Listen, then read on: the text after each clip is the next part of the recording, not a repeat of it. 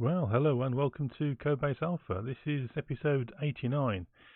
In a change from what I was intending to do from last week, I was going to work on the text adventure again this week, but I've decided to do something slightly different, but still in a kind of a games theme.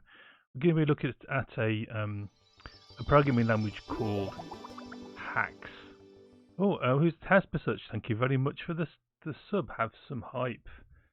Oops, we can't see the hype for me. Let's go over to our into our coding screen. We'll see some hype. So there you are, some hype for you. Thank you so much for that subscription. That's very, very kind of you. As I say, we were going to do some work on the text adventure, but I wanted to look at this programming language called Haxe, or as the inventor of the language was a French, and he calls it Axe, but Haxe. So this is Haxe 4. It's a cross-platform language, and it's primarily targeted at producing games using various libraries. And so I thought we could have a look at that and see what we can do in terms of writing a game at some point. But the first couple of streams in this series, we're going to actually follow a tutorial. It's a very lengthy tutorial. We're going to follow along with the tutorial and produce a 2D platformer. So I've never written a graphical based game before, so how hard can it be, they say, but yeah, we're going to learn about that.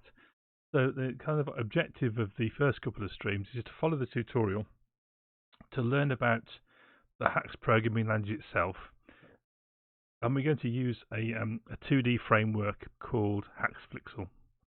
And we're going to look at that and learn how that works. And then we'll be able to use those skills, hopefully, to transfer into other kind of libraries and tool sets which work with the Haxe ecosystem. So, for example, there's another library called heaps.io, which is a 2D and a 3D library or framework. So we'll be able to kind of explore using a completely different library to do the 2D, and then maybe we'll kind of dip a toe in the water of 3D. There's also a database called CastleDB, which is specifically designed for kind of for games. It also has a level editor built into it, and there's an IDE called Hide.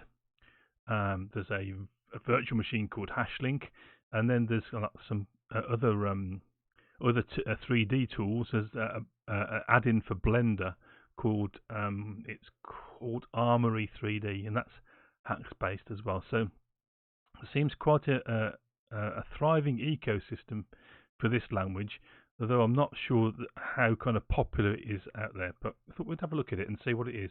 It's an interesting looking language. So here I'm at the Haxe.org website, and you can see the current version is 4.5 there, and that's you can download installation files for Windows, for Mac, and for Linux from here.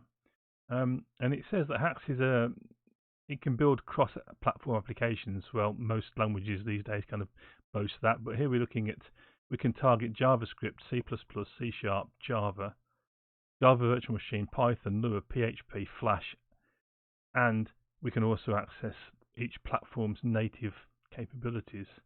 And there's a couple of VMs. So the one that we've got loaded at the moment is called Nico VM. We've also got HashLink, which is a very fast apparently Haxe VM. So it's basically running in kind of jitted code at that point.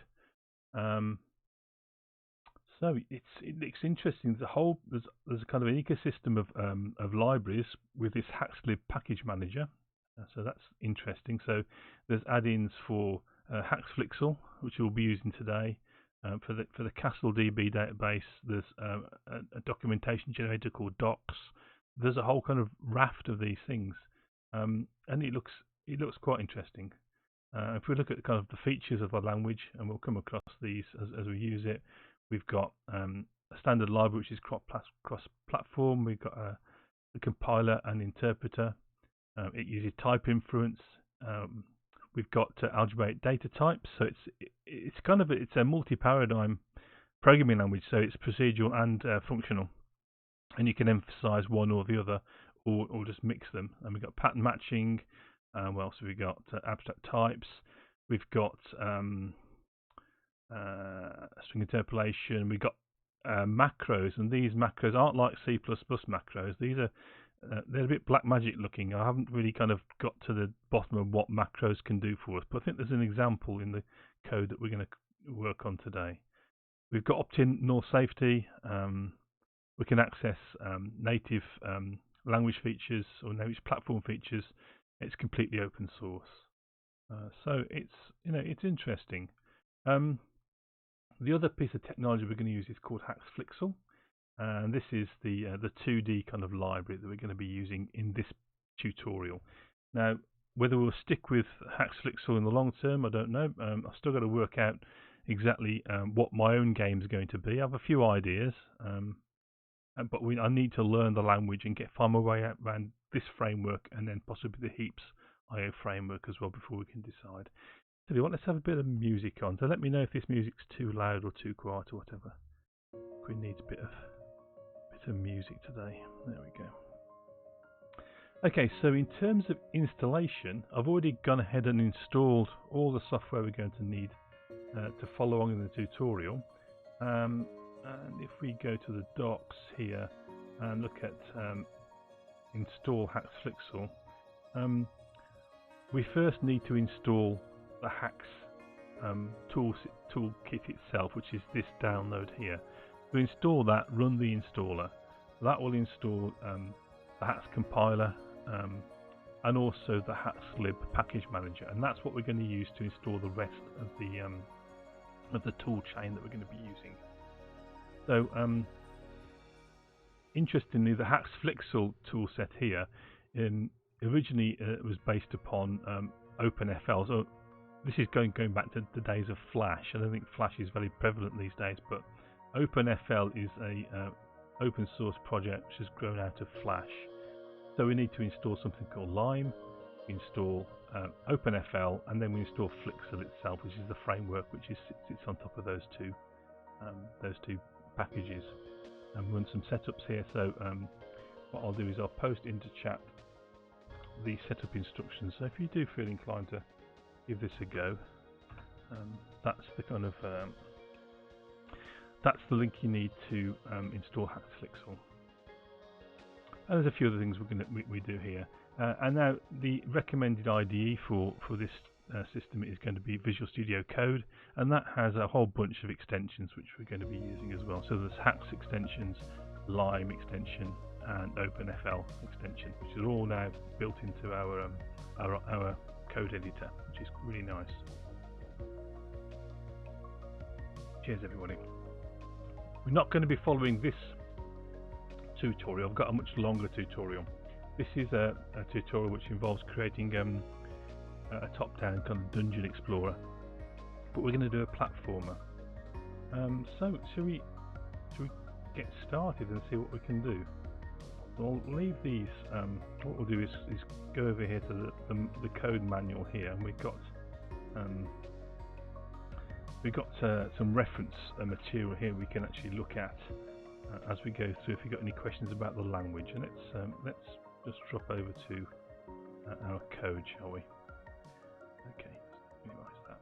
Okay, so we're going to start at the command line. So I'm sat in my G drive with where my development projects are kept, and I've already created a directory in here and cloned a Git repo into it. It's a very basic Git repo, and I'll show you what's in there. And basically, the only thing that's in there at the moment is a git ignore and a readme, and I'll go through that. But let's create a project. So the basic command to create our project is we use the Flixel command. Flixel, then TPL, which stands for template, -n for new, and then in inverted commas we're going to say platformer. Now, so this is the first time I've typed this command, so we'll have to wait to see what happens. But hopefully, what should happen, it should create the template files in the platformer directory, which already exists, and it should open Visual Studio Code for us. So let's see what happens. I don't want to delete the data, no, because that's got me Git repo in it. There we are, and we've opened Visual Studio Code, and here we are. So, okay, Okay, so what have we got in here then? So we got our git ignore. So let's go and look at the git ignore. I created this myself yesterday, and all we're doing here is excluding the bin directory, etc. here. But I'm also good evening, Retro CRT. Good to see you. Thanks for joining. Let's have a bit of electric elf hype. Very good to see you. This is one of our shaders that we've developed on stream. That's Alf the alien. Okay, so what I'm doing here is I've just decided to exclude any of the kind of the assets, the art and the sound libraries that or sound files that I'm going to be using. Basically because they're kind of licensed. As I bought the book, I get the files, but I'm not licensed to share them. So if you want to follow along or play with the code that we write over the next couple of streams, you'll have to find your own assets, but they're just basically basic assets for a player and some tiles to kind of build a platform world in. There's also some sounds which we'll come to eventually. I don't think we'll get that far today in terms of implementing sounds and music and things like that. Okay, so that's what we've got there. We've got our README in there. So we also have a project file. So let's have a look at that. This is an XML file. Okay, so we've got a title, our files platform. This is our entry point. The main class is going to be our entry point. Our company is going to be Codebase Alpha. Haxe Programming like that. And then what else have we got? So we've got some basic information here about. We've got the size of the window that we're going to be working with. It looks like we're capping the frame rate at 60 frames per second. And then there's some other. So we got hardware acceleration, I think, and then we got some specifics for different compilation targets. So we can target HTML5. We can target a desktop application, which would be something like C++ or C#. We can even target mobile platforms. Okay, so there's a whole bunch of other stuff here which we'll no doubt investigate as we go along. So that's the project.xml file, and then we've got a source directory. And we've got an asset directory here which has the directories where we're going to be putting our graphics, images, music and sounds. There's nothing in there at the moment other than readme files, text files. And then we've got a source directory, and in here there are 3 files. So the first thing to note, they've got the HX extension, so that's the Haxe extension, and we've got a main file, so let's look at that. So this is, as I say, it's our entry point.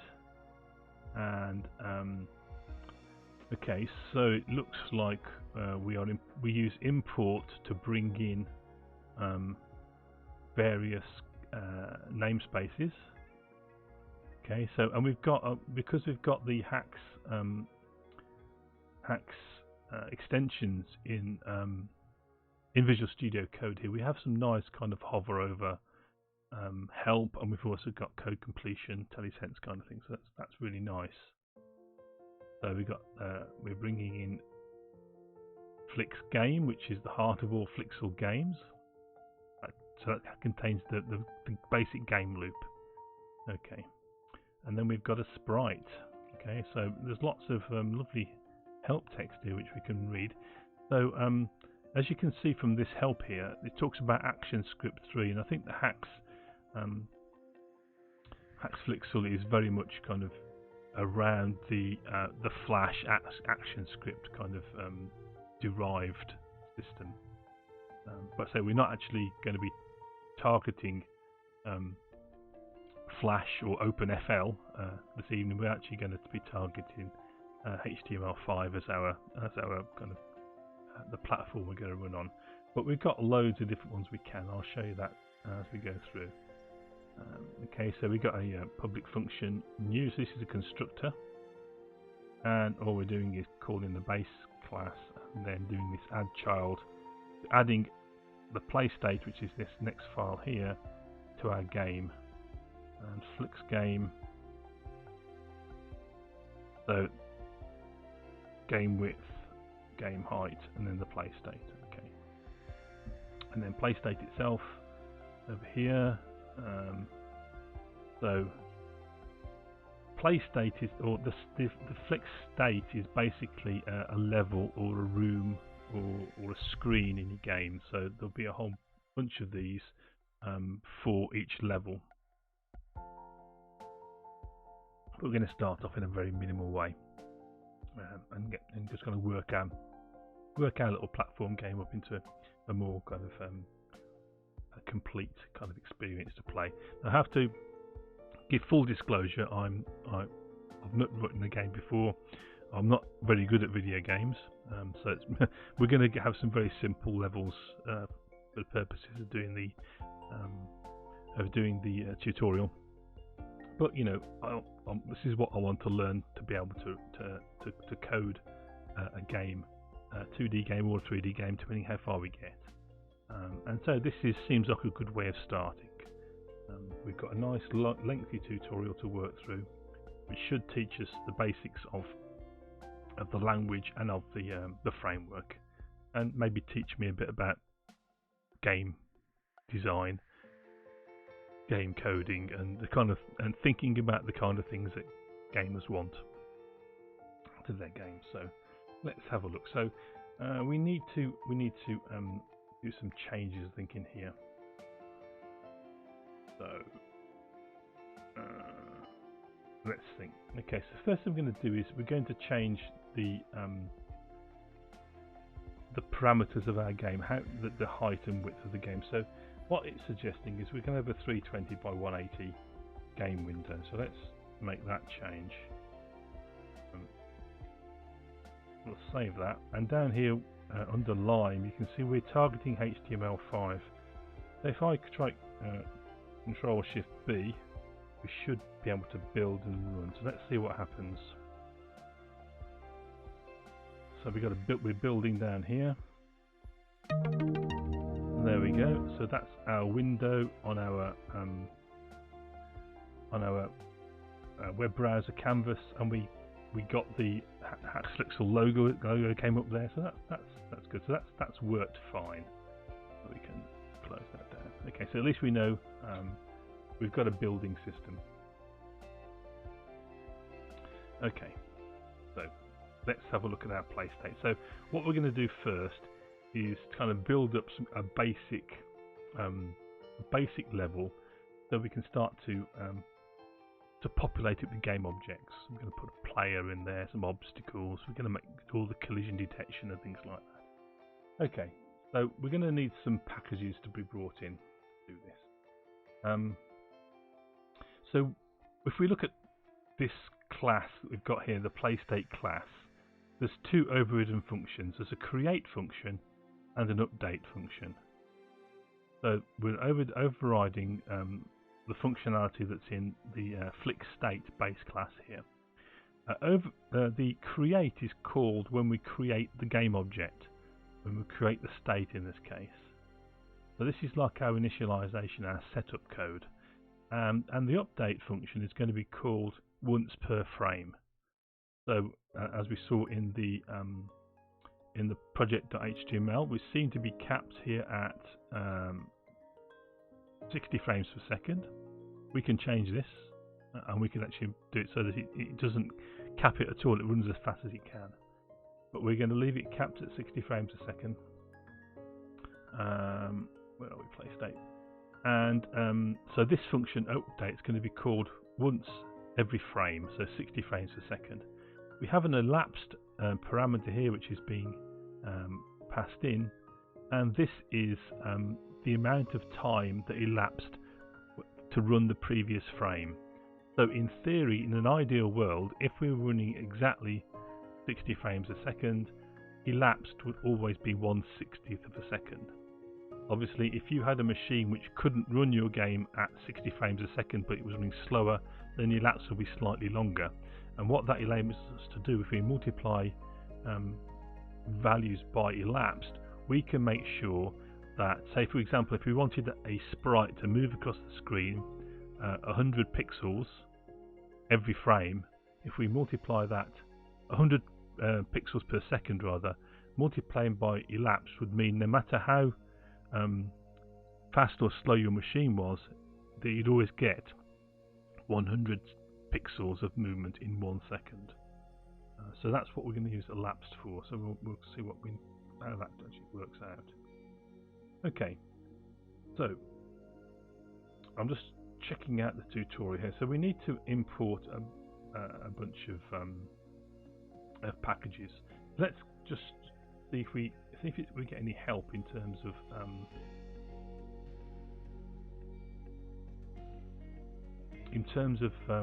what imports to put in, because I don't know if we do or not. If not, we'll have to go back and actually put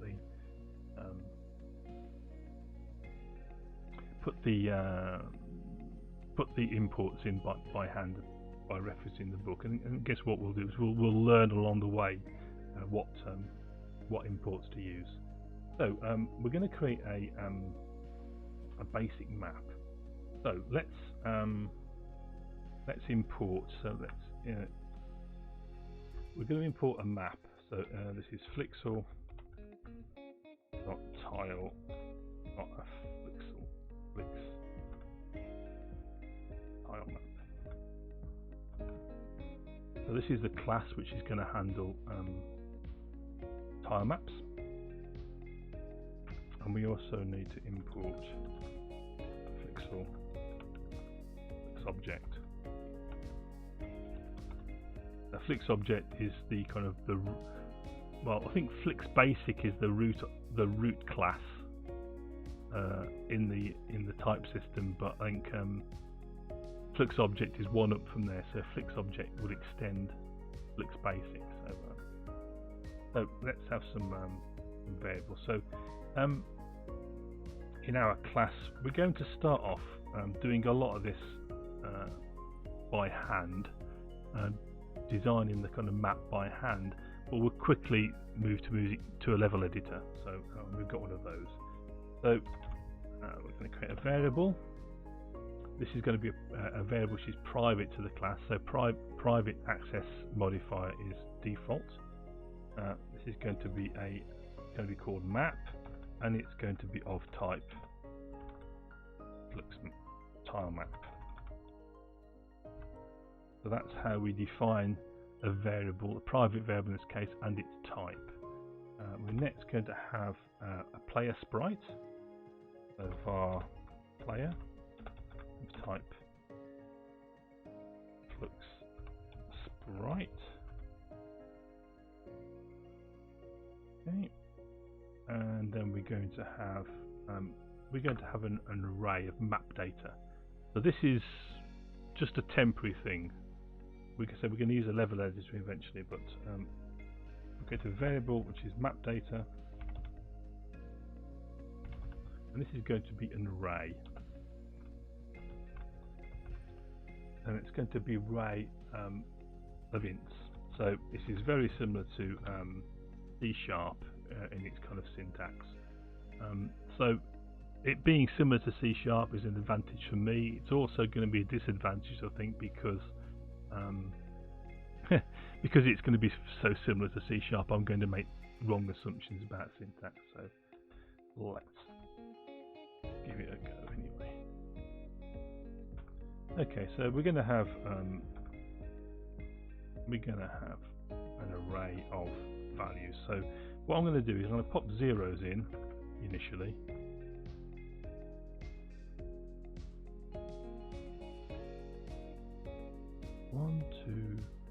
1, 2, 3, 4, 5, 6, 7, 8, 9, 10, 11, 12. So 12.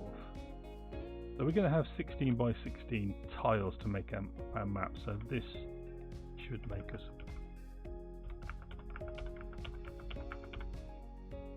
1, 2, 3, 4, 5, 6, 7, 8, 9, 10, 11. One more. Just put the spacing in just to make it look neat.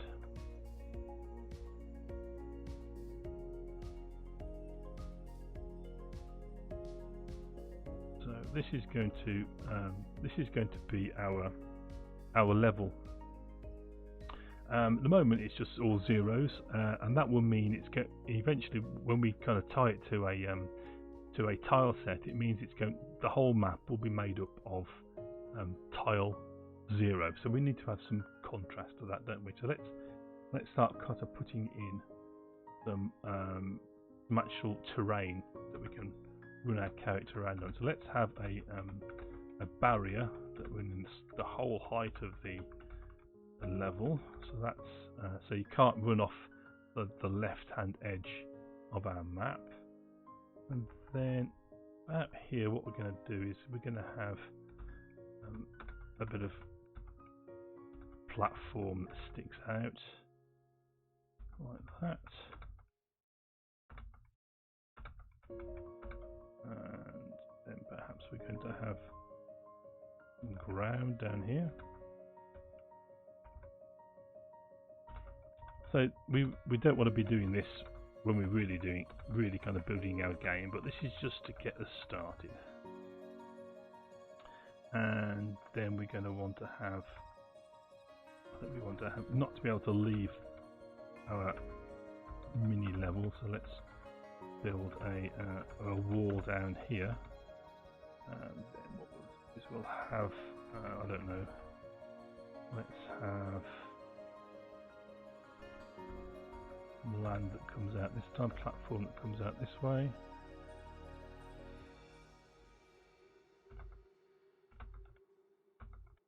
Jump up to, perhaps we'll have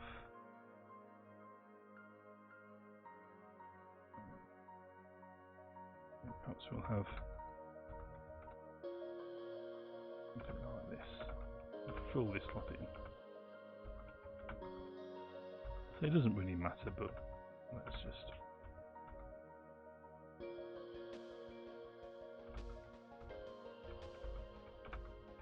there we go, that should be sufficient.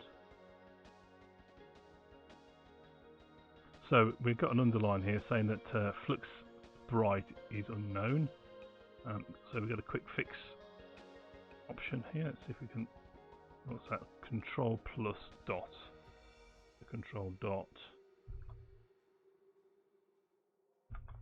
Call it the Flixel Sprite. So yeah, we're going to get that kind of support, which is good. So we've got the Flixel Sprite import at the top there. Good. Okay.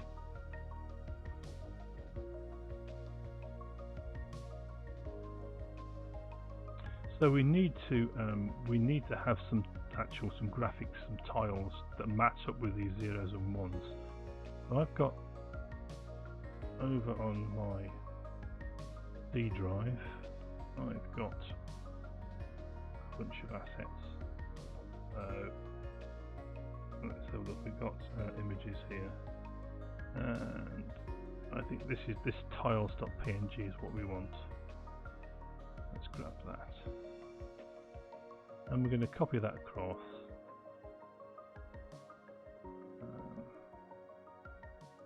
Former assets, images, drop that in here. Okay, that's our tiles.png.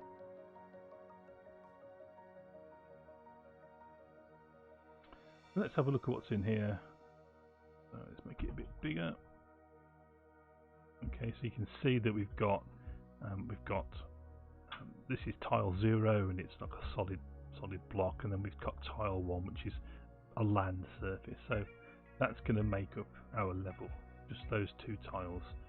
And when we actually build the thing for real, we're going to have different types of tiles. We've got coins, we've got enemies here, you see, signposts, kinds of things we can play with. Okay.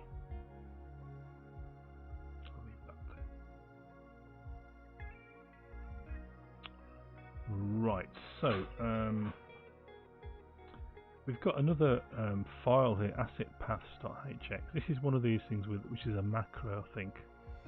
So what this is going to do, it's going to read our assets directory, and it's going to enable us to strongly type the files that are in there. So I think we only need to. It is building at the moment, luckily. So while it's building, we should get that kind of strongly typed kind of feature being created. So let's I'll wait for that to build. Now we need to go over to our play state now and look at that create function. Okay, so this is what's going to be called when the play state is initially created. So this is we're going to use this to kind of draw our map basically. So we have access to our map private member variable there. So let's this a bit, which I think it's probably compressed that itself, hasn't it? I'm just going to spread it out, but never mind. Let's try Control-Shift B, see what happens. Restart that task. Okay,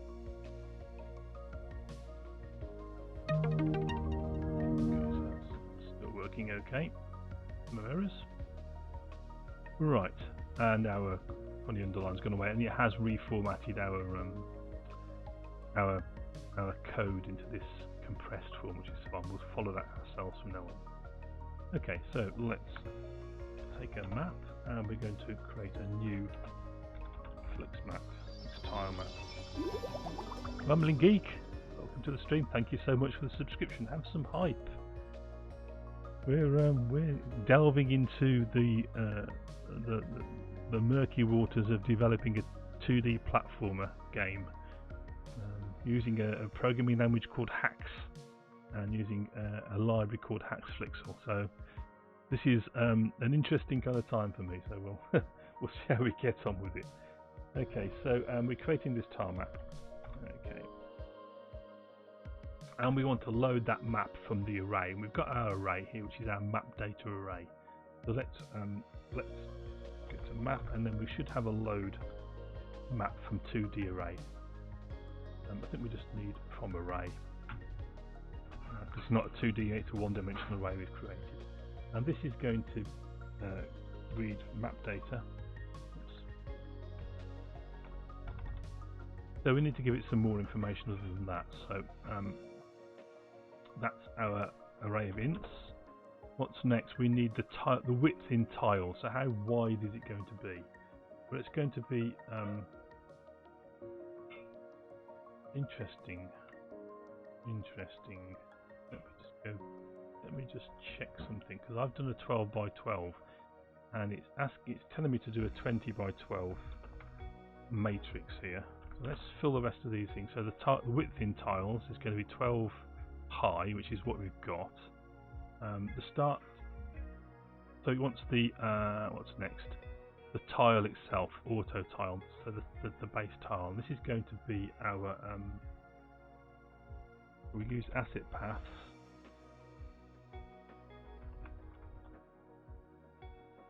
Pass there, and it's going to be dot tiles.png.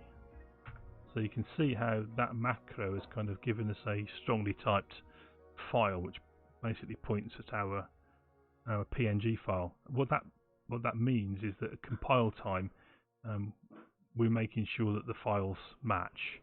If I go in and change the name of tiles.png to something else, tiles2, then this won't compile. So we have that kind of compile time safety. And then we say that each of the tiles in that file are going to be 16 by 16 pixels. Okay, so let's just go back a second. I think we need more. We need more of these. So I'm going to. That's 12. I'm going to stick some zeros in the middle. So 12, 13, 14, 15, 16, 17, 18, 19, 20. That's 1, 2, 3, 4, 5, 6, 7, 8, 9. Let me just space this out. I should have pre-written this actually. It's fairly tedious. So 1, 2, 3, 4, 5, 6, 7, 8, 9, 10, 11, 12, 13, 14, 15, 16. Get rid of 1 there. So what I'm going to do is I'm going to grab these.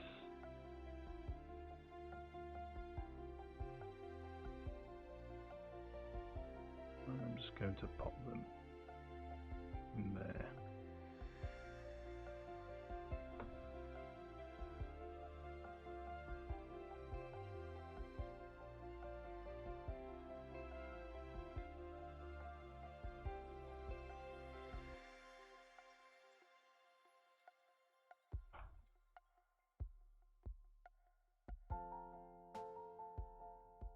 Yeah.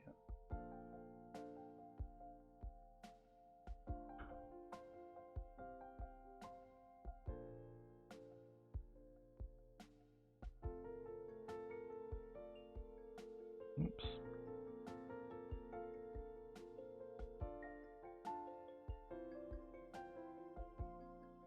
Okay, let's do a little bit of tidying up.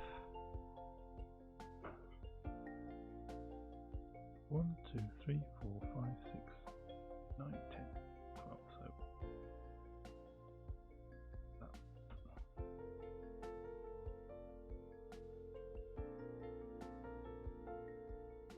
there we go. And we'll just fill in some land. Yeah. So let's have ones like that.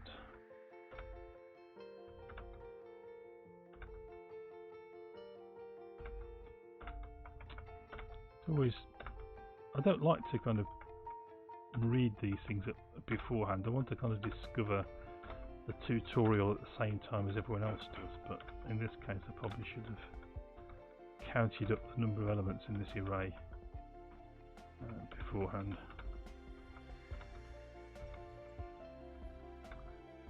So this is probably a very boring level, but it gives us a bit of different levels to kind of run around on and see what happens. There we go. That should be okay now, so let's save that. Okay. So we're back in our create. So we've loaded the map using the tiles here. So remember the tiles, the 0 is the 0th index tile, 1 is the index 1 tile in our tile set. Now we want to add our map. So add map. We're adding our map to the scene basically. We think of play state as being the scene. So now we need to do with a player. Okay. So we need to go and get our player sprites. So let's go and have a look at those.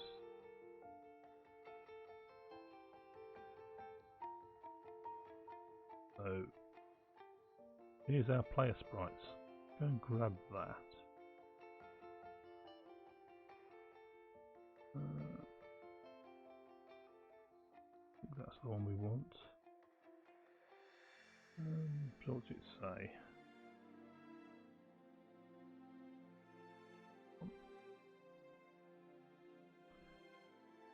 Right, and then drop that into the same directory. Platformer, assets, images. There's our player sprite set. Okay, minimize that. Okay, so now we're going to create a player. We've already got the private variable set up, so player. That's going to be a new sprite, so a new flick sprite. Okay, and what we're going to have to pass in here. So this is going to be, it's going to assume it's a 16 by 16 pixel.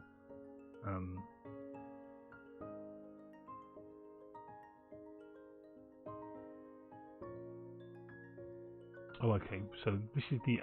It's going to assume it's 16 by 16 by 16 Haxe pixel logo by default, but we're not going to use that, of course. So we're going to want to put this now on some land somewhere. So I think we're going to try and we'll guess this, and we'll see if we can put it up here. So, so the map, this tile here will be 0, 0. Remember, it's 16 pixels wide. So we're going to put him there, which looks like so 1632 48 16. So should we put in 48 16 and see what that looks like? So 48,16 where we're going to start off. And I think what we'll do is we'll put rather than putting the actual rather than it's not that awesome yet, Rambling Geek, but hopefully it will be. We'll put a red square as the player, just as we're prototyping this part. We'll just put a red square to indicate where the player is going to be. That way we'll know exactly where to position the sprite to start the game. Okay, so we're going to make graphic, and this is going to be a 16 by 16 square, and it's going to be we're going to use the enum that we've got, which is flux color. It's going to be red, and we're going to need to bring flux color into our game. So once again, if we click on it and then Control Dot, we should bring in the correct import, which is flux color. Good. And this will go away once we're built. Okay, so we've got that. Now we need to create some gravity. So this is our map. 0, 0 is in the top corner here. So the positive y direction that is down. So moving down is the positive y direction. Moving up is the negative y direction. So if we want to create some gravity, we need to accelerate our sprite downwards a certain amount. So if we say player dot acceleration, I think it is acceleration, and we're going to set that in the y direction to 420 things. I'm not exactly quite sure at this stage what those things are, and then we're going to add the player to our scene. Okay, so let's save that. We do Control Shift B. It's probably going to interrupt the task again, so restart that task and rebuild, and we'll see what we get. So we get, yes, so here's our level. It's kind of worked, and if you saw, our player dropped straight through, so it looks like we're a bit kind of short, doesn't it? So it looks like there's some space at the top here, which is interesting. So let's move our player down. He started in midair there, so I think it must be 64. So let's go and sort that out. And this should be 64. We'll observe where the player starts. Now he's going to fall through the floor because we haven't set any collision detection up, but we'll give it a go anyway. See if we can spot if he starts on the actual platform itself. Let me start that task.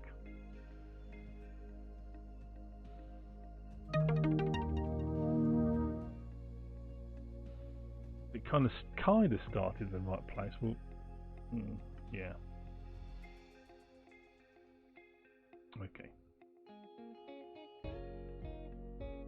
So let's set up collisions, and then at least our player will end up actually stopping on the map.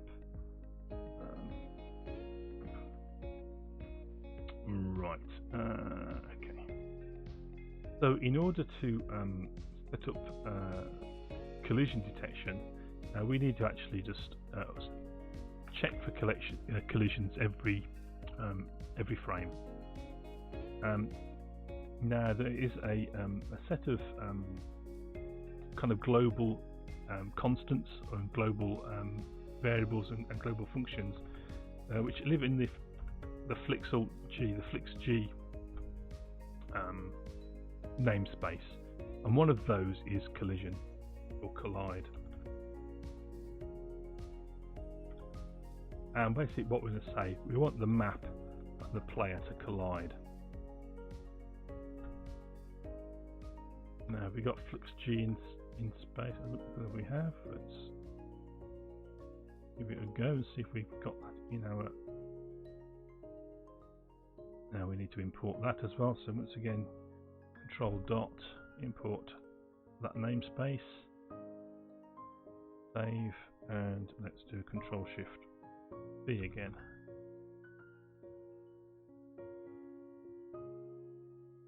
Now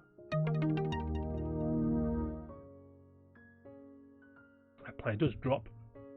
He drops onto this platform, and he's being pulled down with a gravity of 420 units in the y direction, but he's actually resting nicely on the platform.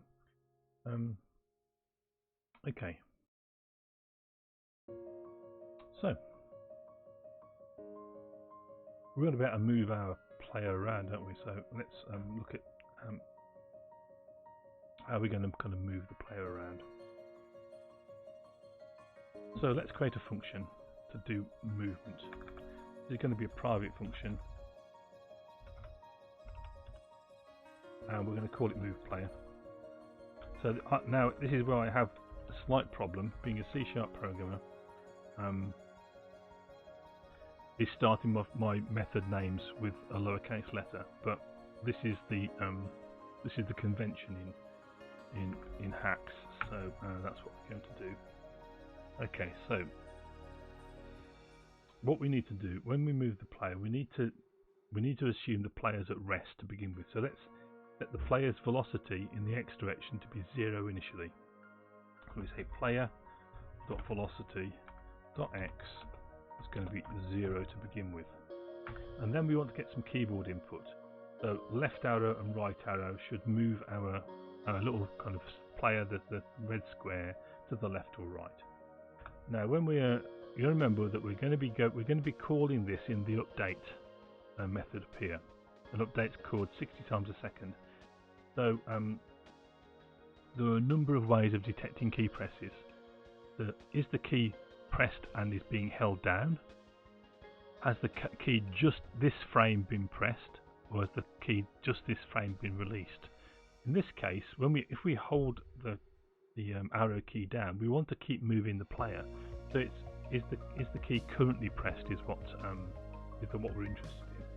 So we've got an if statement now. We're going to say if flixg.keys.pressed, which is pressed here, and it's going to be the left key. So if that's true, then we want to add some velocity in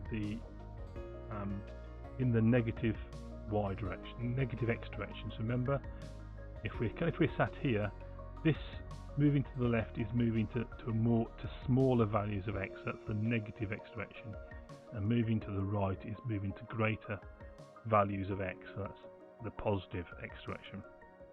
So here we need to figure out how fast they're going to move. So let's say they're going to gain a velocity in the right direction of 80 units, whatever that is.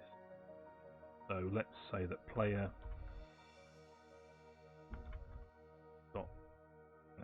velocity .x is going to increase plus equals, so minus equals in this case, which is going to the left, minus equals 80. Okay, now we can copy this piece of code and say if we're pressing the right key, then we're going to increase our velocity in the positive x direction. And the other thing we want to do is jump, don't we? We want to be able to jump up. So if we say that pressing the C key is going to make us jump, then we're going to say, we don't want to keep jumping if the key is held down. So it's just at the moment the key is pressed, we want the player to jump.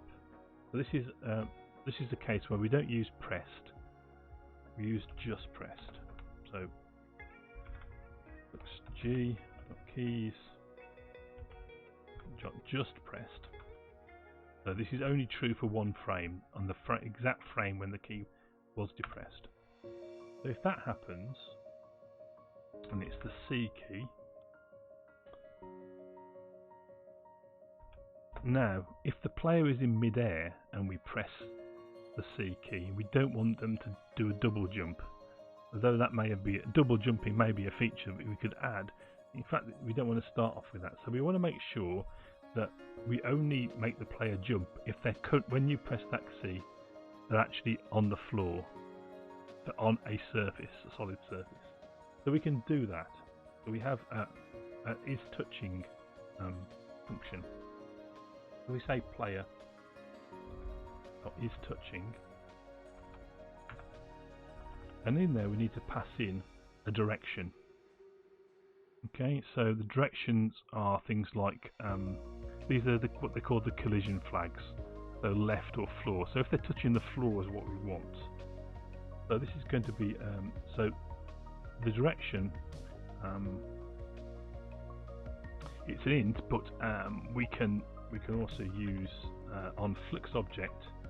There is a little enumerable which we can use. So if they're touching the floor and you press the C key, then we're going to gain some velocity in the negative y direction. Negative y being up. Okay, so player dot velocity y is going to equal minus 200. So we're going to give it a constant velocity in the y direction for that one press, and then gravity will take over. Remember, the gravity is pulling down at 420. So we're working against gravity in that sense. Okay, so let's Control Shift B and see what that actually gives us. Do we have something that resembles a playable game? Okay. Oh, can we move? I don't see. Oh, I think I need to. No, we're not responding. Okay. Oh, I need to actually call move player, don't I? I'm not calling move player, so that's the. All we've written is a function. So when we do when we go up into our update, after we've detected collisions, we need to actually call move player like that. So we're going to be detecting key presses every 60th of a second, as once before. Okay, now let's try that again. Control Shift B.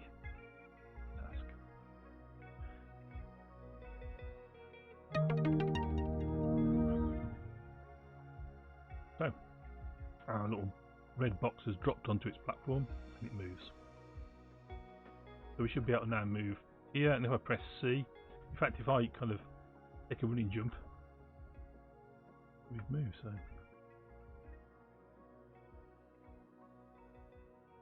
that's quite neat, isn't it, really? We go here, we just drop off, gravity takes over, and we can't actually jump back up there because our capacity to jump isn't great enough to jump onto there. So I wonder if we jump onto here, if we can take a running jump. I think we need to adjust our level a bit, but that just proves we can move around. That's pretty awesome. Okay.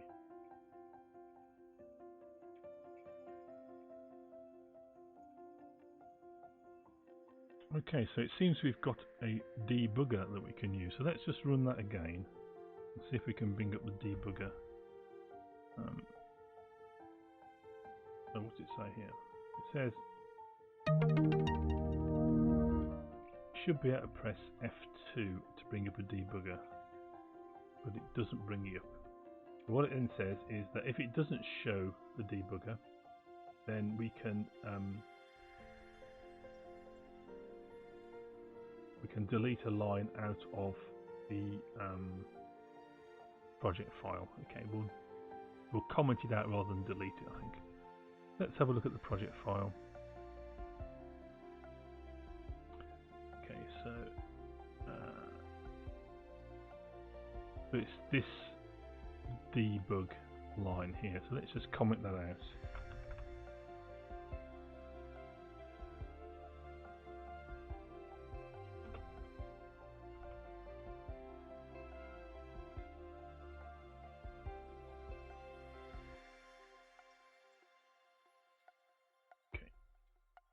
Save that.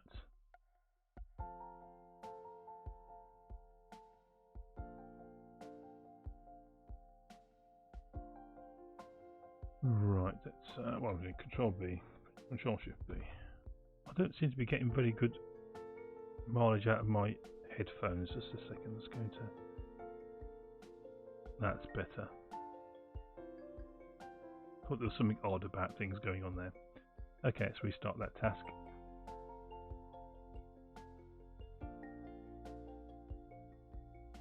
Okay, there we are. So there's our character, and we should put S2, and we get a debugger. So we get our frames per second. You can see this, and it might be quite hard to. Maybe I can increase it. There we go. We've got our frames per second, averaging 60 frames a second. Our updates. Looks like we can put in watch variables. And we've also got a little console as well, which we can enter Haxe commands into. So that's quite good. So if we run into any issues, we can look at our debugging.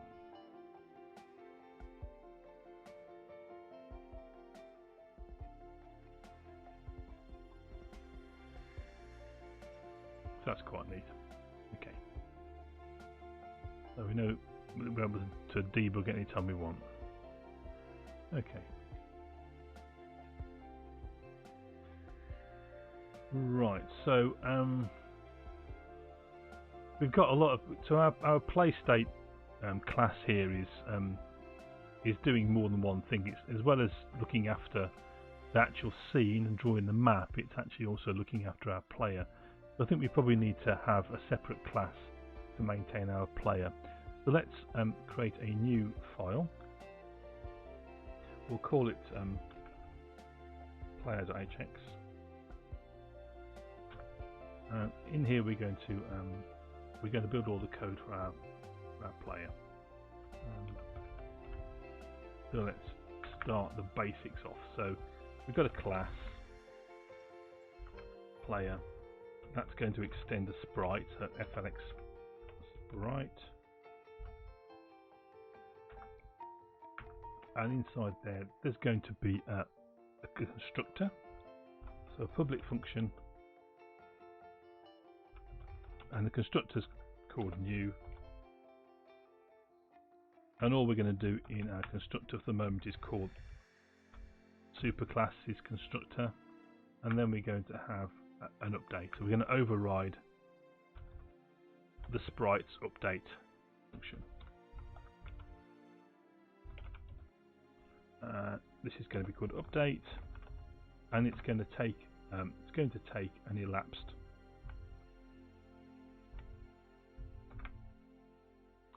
parameter, which is a float, and that's exactly the same as the we saw on the play state. Exactly the same signature. Okay. And in here we're going to call once again the superclasses update. Passing elapsed.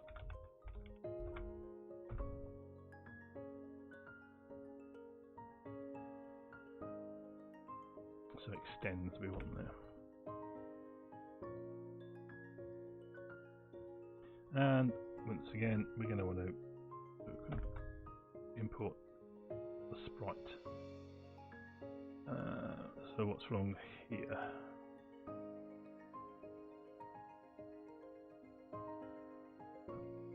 Only because it doesn't know about Flux Sprite.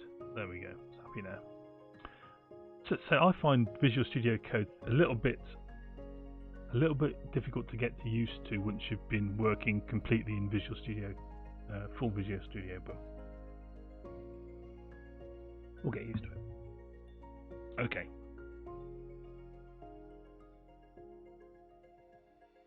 So I think what we need to do is to define a bunch of constants which describe how our player sprite is going to interact with the map of the world. So we need to define a set of constants. So the constants are going to define, so I'm looking at the two toilets, so we're going to do an acceleration. So how fast do we accelerate when we start running? There's a drag. I'm not quite sure what drag is. We're going to define what the force of gravity is, how forcefully we can jump, how high we can jump, our walking speed, our running speed, and how fast we fall. Okay, so let's set up some constants to do that. Now, constants are quite interesting in Haxe. We're going to set some private constants. They're static. We define them as being inline and final, and they're not variables, they're finals. So we're going to define them in caps. So acceleration, that's going to be an int, and that we can give it a value straight away, and that's going to be 320. So we're going to accelerate at 320, whatever they are, pixels. And then we're going to have a drag. So let's just bring this into the place buffer. That's going to be an int, and our drag is going to be 320 as well. And we're going to have gravity, and this is going to be somewhat more than it was before. It's going to be 600 now. I don't know why we've got a difference, but we have. We've got our jump force,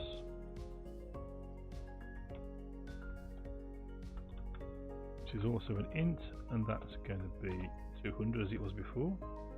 It's going to be negative 200 because it's going to be in the upward direction, the negative y direction. We're going to have a walking speed,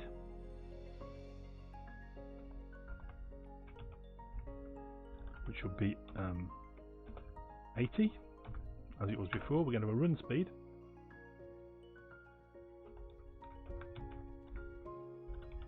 which is going to be 140, and then we're going to have a falling speed,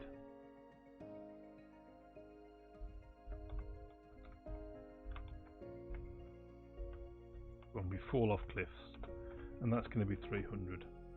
And because it's positive, it is in the positive y direction, which is down. Okay, so those are our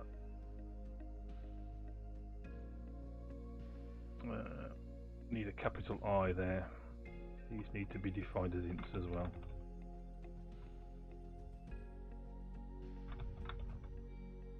This is where I get confused by the difference between C# and Haxe. So this putting the type afterwards is going to take a little bit of getting used to. And then we're going to have a public member variable,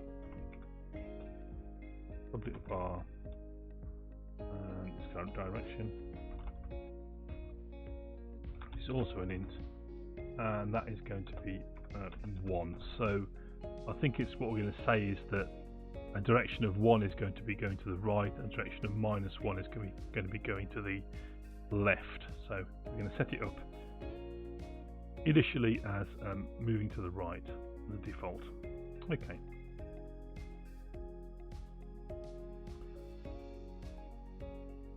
Okay, so now we need to look at our constructor. Okay, so what do we do with the constructor? Well, we're gonna load a graphic, and we're gonna load the proper graphic rather than the red square that we got for our player. We'll load the actual player sprite sheet here. So we're going to say load graphic, and in there once again we can use our asset paths dot, and this time it's going to be paths,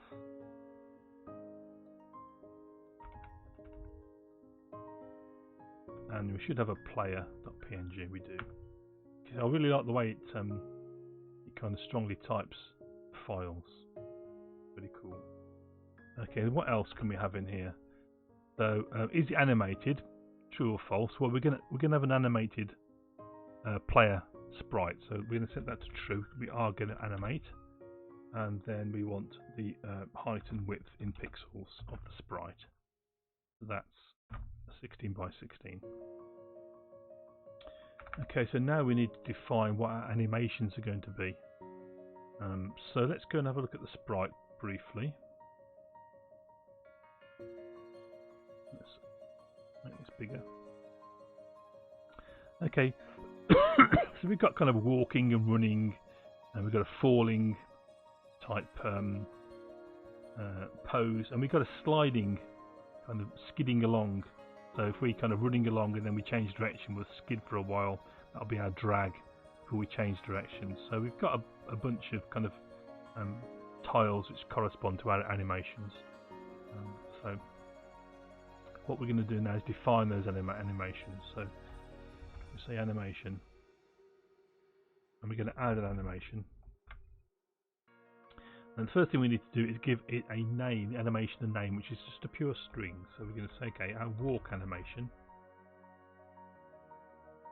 Okay, so we're going to have an idle, we're going to have one where we're standing still, idle.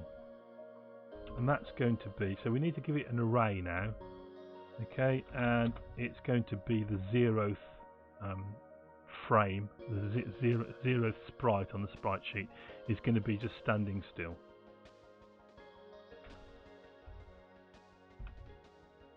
Animation.add, and we're going to have a walking animation. Okay, and this is going to be a series of frames from our sprite sheet. So frame 1, 2, 3, 2. Okay, so that's going to be that. And as we're actually animating, it says what's the frame rate. Okay, so the frame rate, we'll say that that animation will take 12 frames to complete. So we're not going to loop, so we don't need to include any variables which are defaulted. So you can see here, flipping the X, so changing our direction. So we don't need to do any of those things. So that should be sufficient to define that.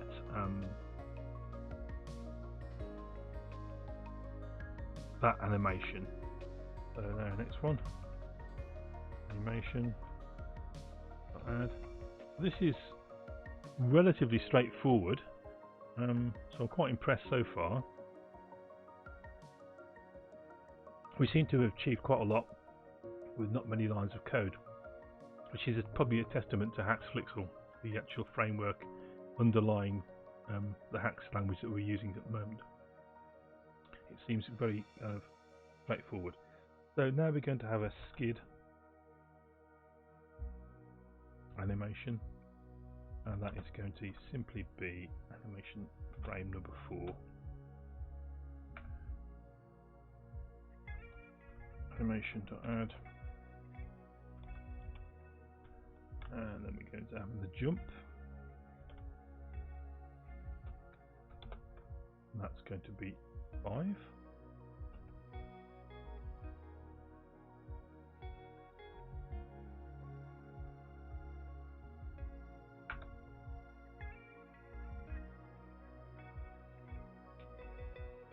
Interesting. I wonder if it's right. Well, we'll see. It says 12. I'm not sure there's 12 frames. We're going to have a fall, which will be exactly the same.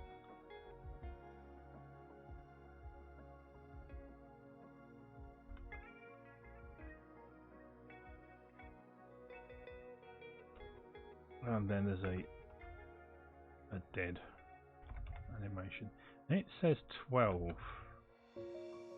And I don't think there are 12 elements to that.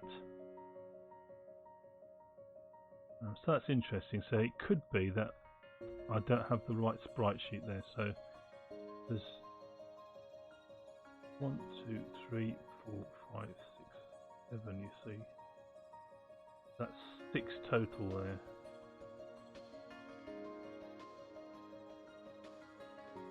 So I'm wondering whether this is 6.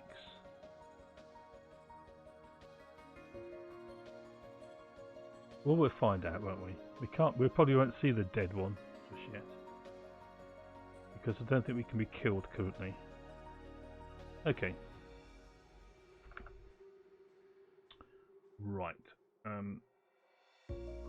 Now, before, our collision was for the cube, and the cube was a 16 by 16 sprite.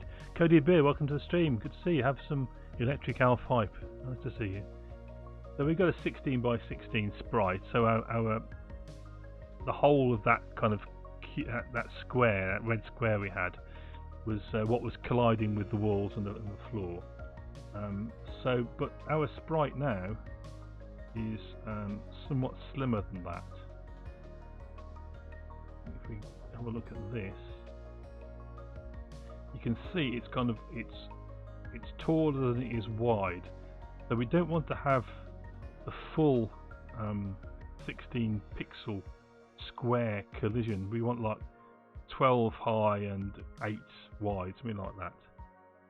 So let's try setting out the collision size of our sprite. So we're going to do set size. That's going to be 8 pixels wide, 12 pixels tall.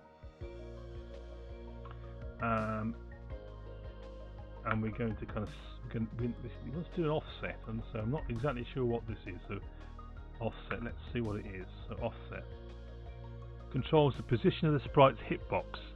Likely needs to be adjusted after changing the sprite's width and height. So we have changed the sprite's width and height, haven't we? So we need to change that offset. So we're going to set that. So we're going to move it in 4 and down 4.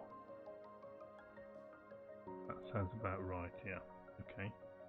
So that's kind of centered the hitbox, because the 8 by 12 would have started in the top left-hand corner. So what we've done is moved that across 4 and down 4, so the hitbox is now more centered on the actual character of the sprite. Cody Beard says, been a while. House purchase and global pandemic don't mix well. How's it going? Yeah, well, yeah, I'm glad if you managed to move, Coded Beard, because I was slightly worried that you were going to be caught mid-move, and I don't know what would happen then. I'm doing well.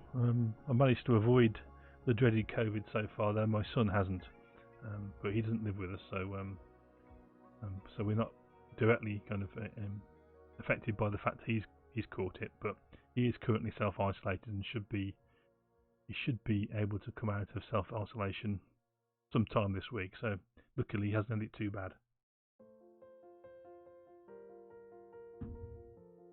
So it might be happening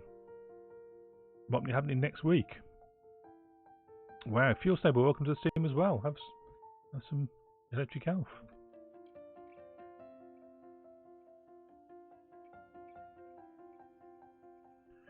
You never leave the house anyway. So what I found is that the difficulty is the weekends. I mean, I work from home anyway quite a lot of the time, and to be honest, I can't see myself going back into the office anytime soon, even if they're lifted of the restrictions. I don't fancy going into a crowded train carriage to go to my work, so I'm not going to do that.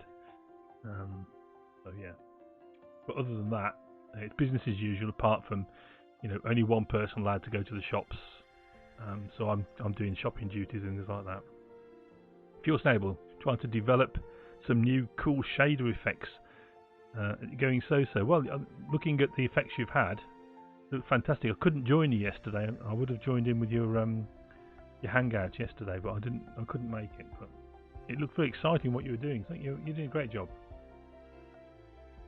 Okay, so we need to have this we need to define some drag. So obviously this isn't a frictionless movement.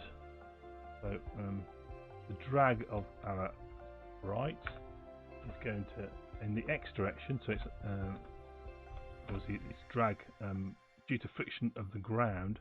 That's going to equal drag, a constant that we defined above, and then our acceleration in the Y direction is going to be our acceleration due to gravity, and our maximum velocity. We're going to set that. It's going to be range between our walking speed and our falling speed. So that's the kind of the limits of our velocity.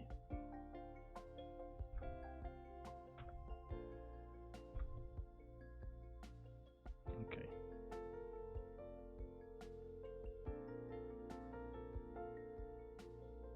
Let's save that. Okay, so we need to go and we need to be able to move this character. So before, in our play state, when we had our player set up here, we had a move player function here, which is being called on our scene in our play state, and that's not what we want to do. Obviously, this is a property of the player sprite and not of the scene. So we need to move a lot of this stuff across. I think what we can probably do is to now we'll write it from scratch. Here's our player. Let's create a new function. So this is a private function. I think you'll be interested in Haxe Fuel Stable. Moritz Go, thank you very much for the follow. Have some hype. Very, very kind of you to follow. This Fuel Stable, this is a programming language called Haxe, and it's a multi-paradigm language. It does have quite a few of features of F# in it. At the moment, we're using it very procedural, but it does have arithmetic data types, and it does have things like partial application of functions. So it's quite interesting. But we're not anywhere near that. We're very much in procedural learning our way around the Haxe kind of syntax at the moment. So let's call this move. And it is a curly brace C style language as well. Right. Okay. So similarly as before, we set our initial acceleration in the X direction to be 0. So exactly the same as we had in our play states. Eh? And this acceleration now, because we're going to be able to go faster, we're going to be able to hold down. So how's it spelled? Okay, so we'll use the bot to answer your question. So it's Haxe, or as the inventor called it, Axe. Why is that bot not winning? It's running, isn't it? Interesting. Why is that not answering? Oh, no, it doesn't.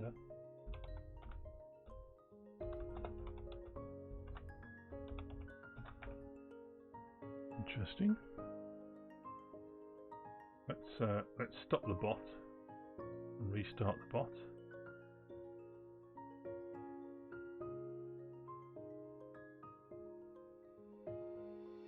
I don't like mysteries like that. There we are. Alphabot is running. Do that over there. So here's the it's Haxe, H-A-X. Let's try that question again.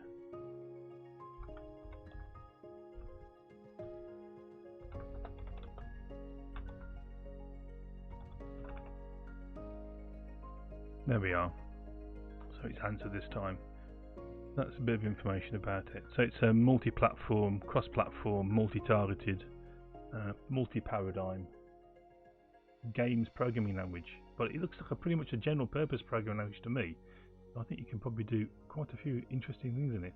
We just happen to be using a library called Haxe Flixel, which is a 2D library based upon kind of Flash player action script really. But we're targeting HTML, so we'll probably be transpiling down to JavaScript at the moment. You can transpile to native code. You can transpile to C++, C#. You can go to various JITted bytecodes for a couple of custom VMs and a whole bunch of other stuff as well. So it's PHP, I think you can go down to, I can't exactly remember all the things, but it's quite a lot of stuff. Okay, so let's get back to our move function. So that's the acceleration. So then we got our if statements again. So that if g.keys not pressed left.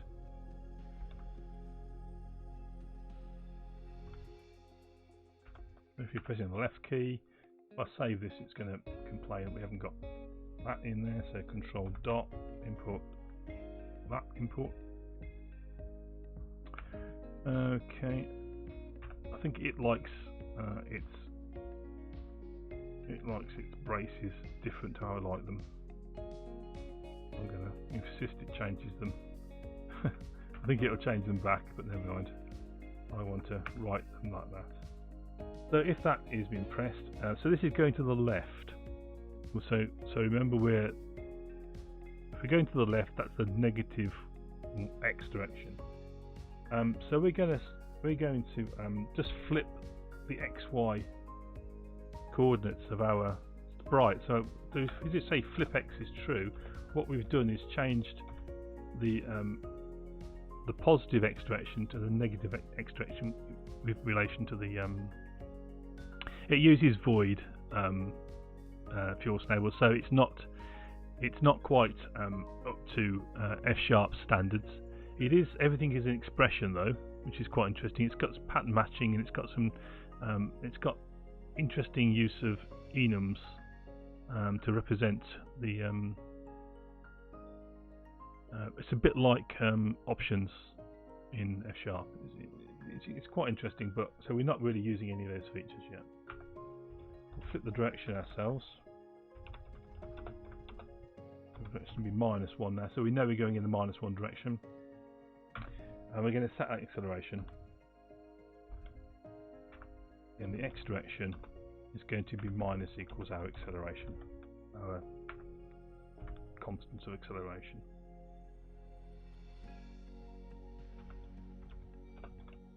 So else if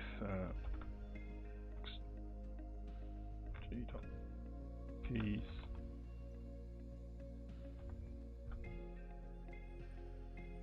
pressed, is it being held down at the moment? This is going to be right. Okay, in which case basically we want to have exactly the same piece of code. It's going to be set the flip false, the direction to 1, and we're going to add the acceleration in.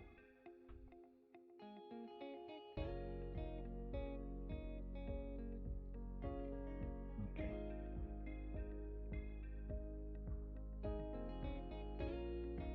So what we're going to use the flip X to do is actually change the orientation of our sprite. So the sprite is looking to the right at the moment. So when we're going left, we're going to flip the orientation of the sprite, flip the X along the X direction, so we flip around the Y axis as such, and we're going to be heading in the opposite direction. So, okay, so we need to know what the value of flip X is and what our velocity is.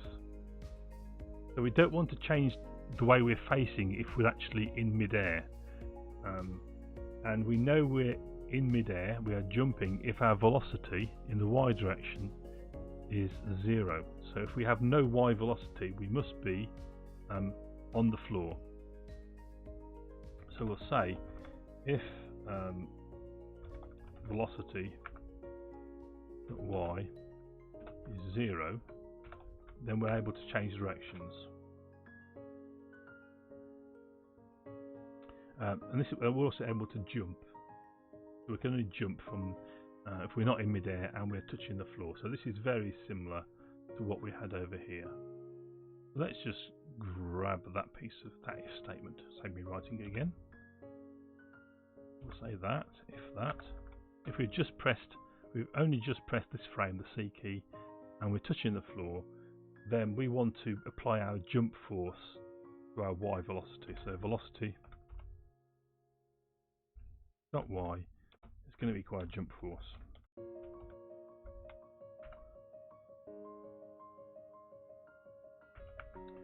Now what we can say is that if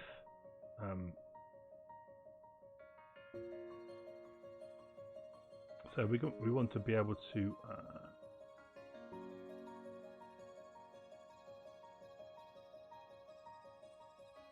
want to run, okay, fair enough.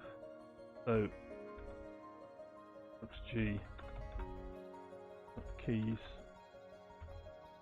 start pressed. We're pressing the X key at the same time. Looks like we're going to change between running and walking.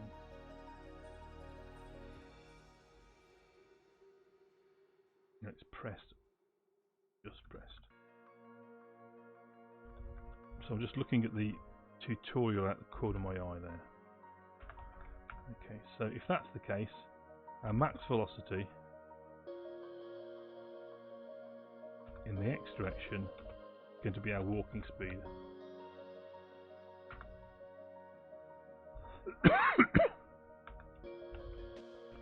Else.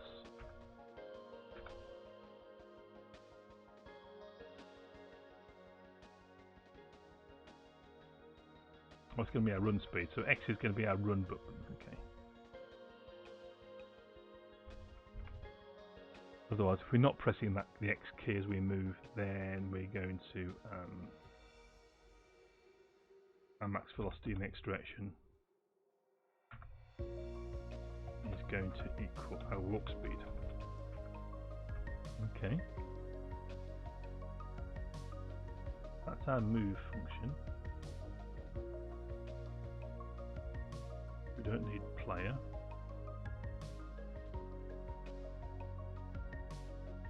And we need to bring in no code options. Need to bring in Flux object.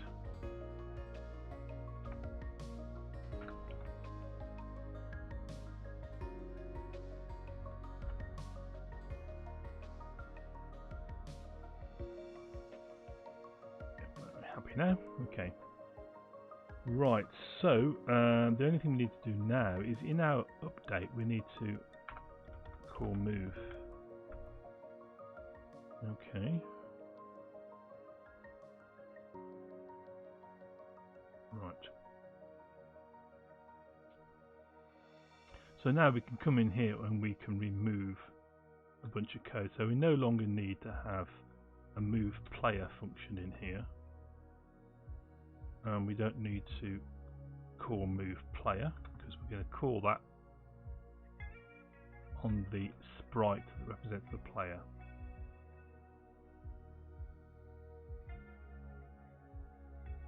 And what we want to do here is we're going to say player is going to be a new player.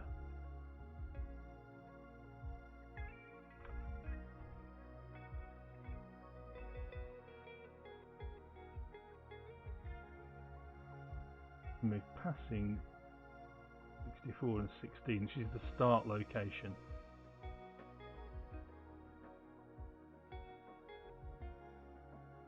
Okay, but we need to go back and have a look at that. Go and look at our player.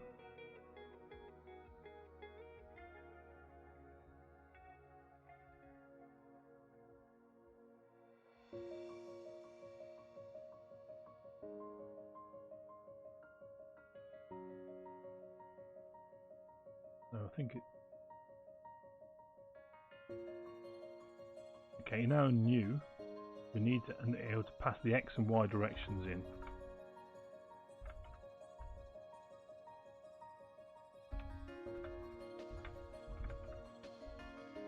Okay, which is the start and end location, and we can pass those into our superclass constructor, and that will construct the sprite in the right location, I believe. Okay.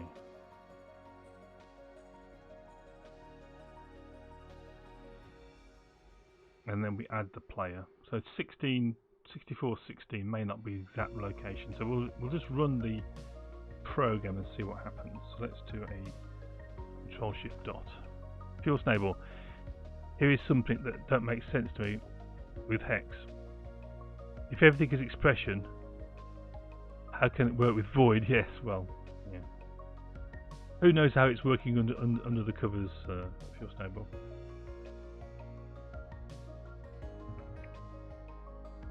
It could be that void is unit, but they're using the word void. I don't know. Are we building?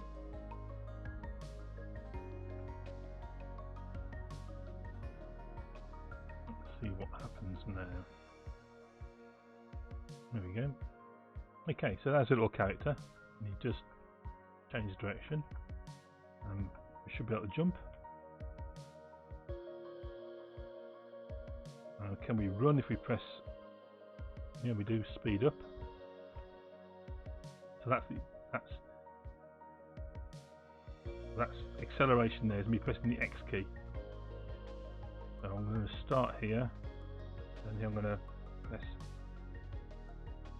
left and X.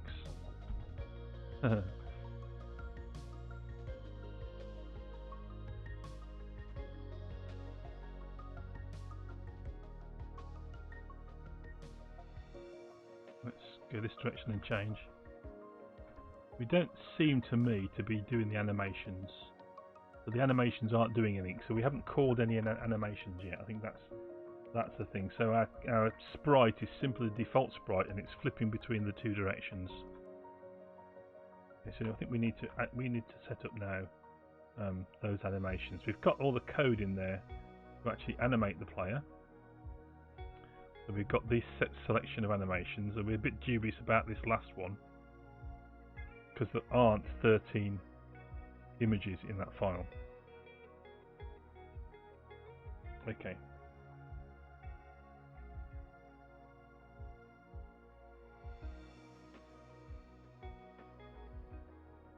So let's do with the animations. So we need a function called animate.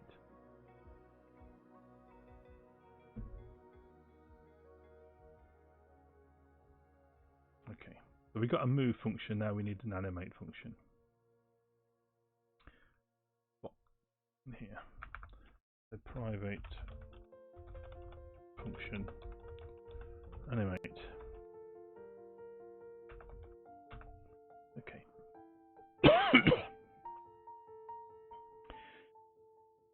So Fuel Stable, you've got 8,500 alpha creds. You need something to spend it on. Well, we'll work on that. I'm trying to work out if we've got any way of accessing the creds or the channel points through the TwitchLib libraries I use. I don't think there's anything there yet, but I may be able to use REST calls or whatever to access it. But it's something I've got on my radar, and we need to figure out. I think it'll be along the lines of being able to bring up some shaders or something like that. I'm not quite sure yet. We've had some success though. Experimented with coordinate transforms, but the distance field gets messed up. The graphics often look jagged. If you deviate the coordinates transform, you can use it to compensate. So is that some of the things you were doing on your meetup? Because there was some really nice looking shaders that you created on that. But I think you did say that there was some artifacts in there. Is that what you're referring to? Because they did look really nice. I did like the kind of pastel candy colours. They were very nice. I did like them. Okay, so animations.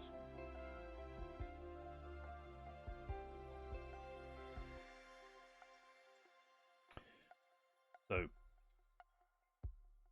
what we're going to say is if we're actually jumping up, then we want our jump animation to go, and if we're falling, we want our falling animation to play.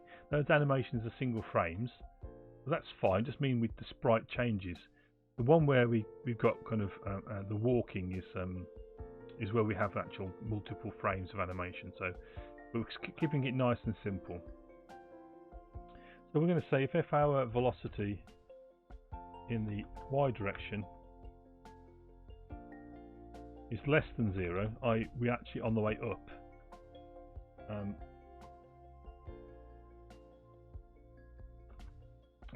And we're not touching the floor.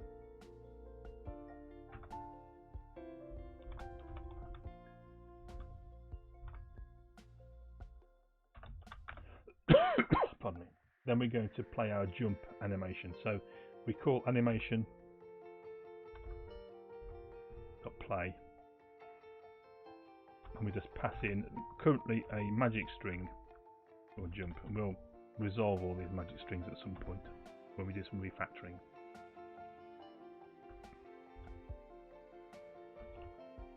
Else if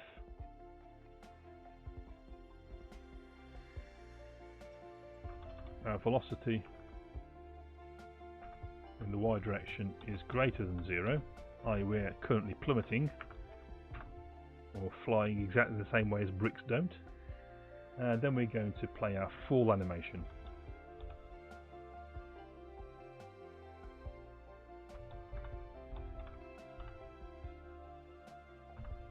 Okay. Else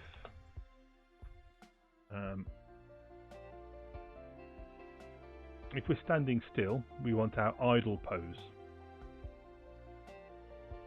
So if our velocity in the x direction is 0, then we're going to animation play idle. If it's none of those, we must be walking or running.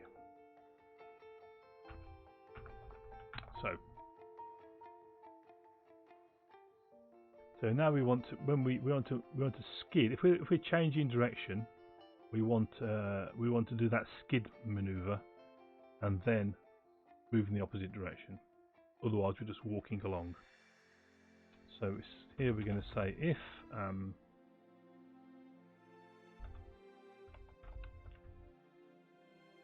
fluxmath.signoff, we need to bring fluxmath in. For some reason that doesn't want to do that, but we'll bring it in manually.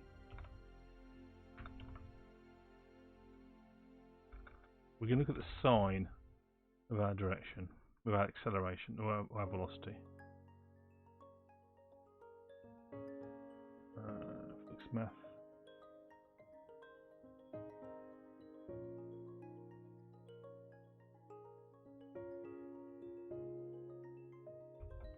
Sign off. Sign of our velocity in the x direction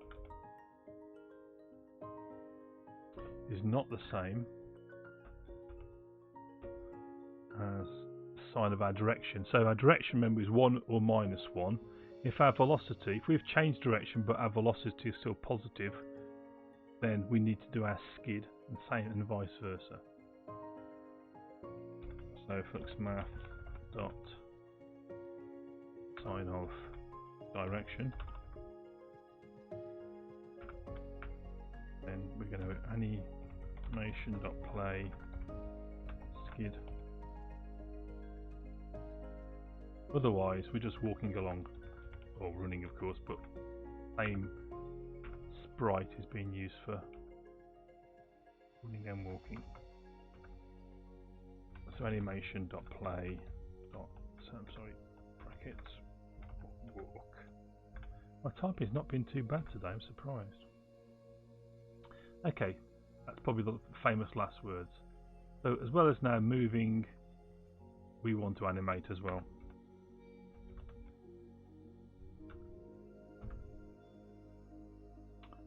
Right.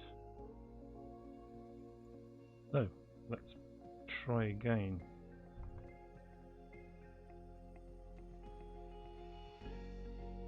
So Nightbots points out all the code will be on GitHub, So all the code will be on GitHub, and anything that won't be on GitHub will be any of the assets. So what we're doing is we're saying we've got some problems in here, have we? Type not found. Flux or flux math. So what is the actual thing we need to bring in then? Not sure what that is.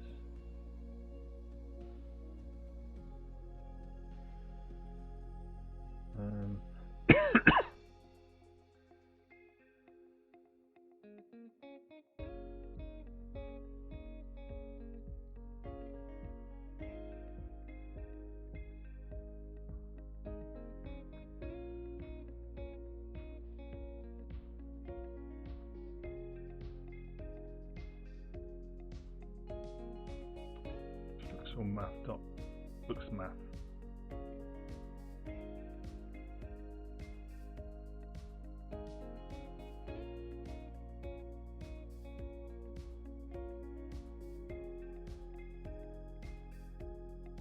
Fluxal object is obviously incorrect. Let's have a look what it should be.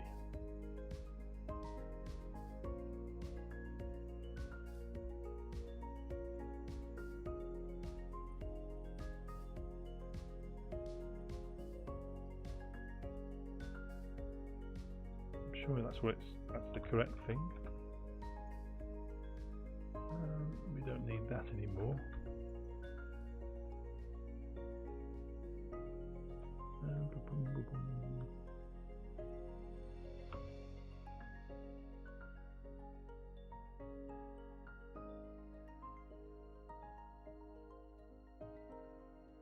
Give that a go.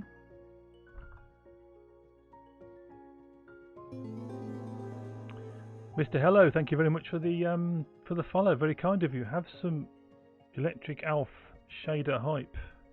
Thank you so much for that. We're really closing in on the target now, so every follow really helps me. So thank you so much. Let's now we're in our game. Let's just now we're walking along our little animation. So let's jump up in there. So we've got our jump. So let's take a running jump. And we got our fall.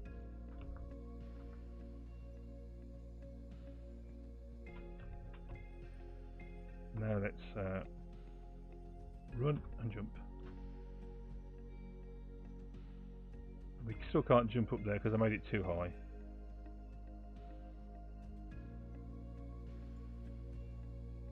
The animation's quite sweet, and I wonder if we can get the skid going. So let's run along here and suddenly change.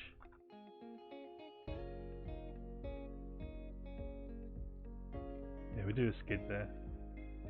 If you can see that. So if we go off there, and we're trapped, I think, down there. I don't think we can jump that high. Let's see. No, we can't jump that high. So I'm trapped down there. Okay, well that's the animations are working quite nicely now. We're still using our we're not using our silly little level, which isn't a particularly useful level. Okay.